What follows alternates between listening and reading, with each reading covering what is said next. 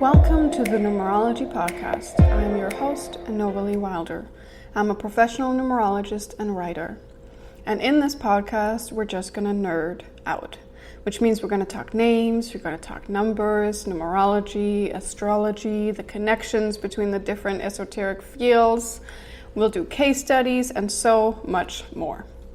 Today's episode is my 5 tips for choosing the right numerologist for you. So numerology and name change is a growing market, and it attracts both lightworkers, celebrities, the common man, and everyone with an open mind. It can be hard to navigate the waters and find the right person to trust and work with. And when I changed my name back in 2014, I think, I used the only numerologist in my network because I simply couldn't find or figure out how to sift through the people I found online. And now by creating lots of free content here on the podcast and on my blog, I hope to make it easier for you to gather information and find the best numerologist for you. So without any further ado, here are my 5 top tips for choosing the right numerologist. First, check out the market. Google is your best friend. Look for numerologists online or in your area, someone who might have a background or an interest that you share, something you relate to. Read their blogs, read their about pages, read their testimonials, sign up for some newsletters, figure out if you like people's vibe. Notice what puts you off or attracts you to the ones you find. It could be that, you're seduced by a pretty website and then you find, this doesn't feel so substantial. Or that you get turned off, you're like, oh, this looks like it's been made in the 80s or something, but it's actually really substantial what's being shared. Figure out whatever it is that attracts you to someone and the energy. If you have any friends or family who've used a numerologist, then you can ask them what they thought of the experience and if they would recommend the person or whoever the person trained with. Please be wary of anyone promising you fast fame, fortune, or who use fear as a tactic to get your business. Tip number 2 is understand the price range. In general, price follows expertise, solid training, and whatever the package you're getting includes. You can get a $5 online name calculator to spit out a random new name in a second, but most trained numerologists will offer a name change session in the $400 to $2,000 range. Now, if you're paying more than $2,000, you're probably paying for some kind of celebrity numerologist or a package that includes extra yearly cycles or extra features like follow-up sessions to deal with the release or anything like that. And I would say that anything in the $350 and below range could be a sign of lack of training, or maybe it's a startup offer. My 3rd tip is to vet the numerologist if at all possible. Does this person have a track record of happy or unhappy clients? Do they have testimonials?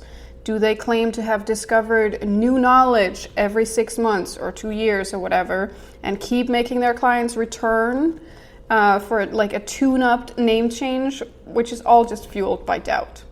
Do they respond to questions or emails, or if you engage on their social media? Do you like their tone, and do you like the feel you get from them? This is a major thing to do to trust someone with your life and your name. So it needs to feel good. Number 4 is know what you're getting. So you found a numerologist you like, you've booked a session, you've let the butterfly storm loose in your stomach. If it all goes well, you'll have a session, change your name legally, and experience the joy of journeying home to your core essence. But what happens if something feels off? Is the numerologist available if your release is rocky? Can you contact them if you have questions later on? Make sure that the person you're dealing with offers information and is available all the way through. If it feels like they slam the door behind their clients and ignore any questions or feedback after sessions, or if you hear about this kind of behavior in your vetting, please think twice before booking them. So take a look at what you get. A full name change package should include a walkthrough of your base numbers, all the life lessons, all the goals, have a sense of who you are in this numerologist's view. There should also be an in-depth reading of your current numeroscope. And of course, there should be the picking of a new numeroscope and an explanation of the new name vibrations. And they should take into account your dreams. And if at all possible, I think all numerologists do that, we incorporate, if we can at all, parts of your old name. Like, we change as little as possible because we want you to have the best experience. So you should get name lists with lots of names to choose from. They should not pick your new name. I just want to say that, like, that's not their job. Their job is to give you the vibrations that you can pick from, and that means like hundreds of names, and then you pick the name. And you should also get yearly cycles at least 7 years into the future and the pinpoint of your karmic release.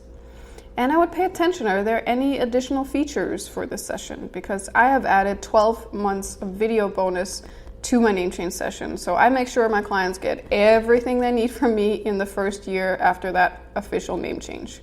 And I just want to make sure that your numerologist has your back. Tip number 5 is to go with your gut and your intuition. So browse all the info that the numerologist you're looking into has put out there. Read about their sessions, how are their services presented.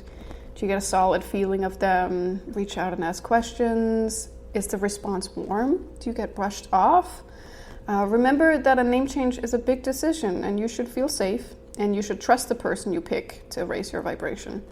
And if you feel insecure or uneasy about interacting with someone, just walk away. Just walk away. And finding the right numerologist can be a little daunting. Please invest time and be patient. If you find someone you like, but you can't afford it right now, reach out and see if you can work something out, like payment in installments, payment plans, something like that. Now, number 6 is a bonus tip, because there was only supposed to be 5 tips in this episode, but knowing what I know now, the price is very low on my list of concerns. If I had to book a session with any kind of esoteric expert, be it a healer or a palm reader, astrologer, medium, numerologist, what have you, I would need a deeply compassionate, ethical, warm, direct, and service-minded person to be the best fit for me.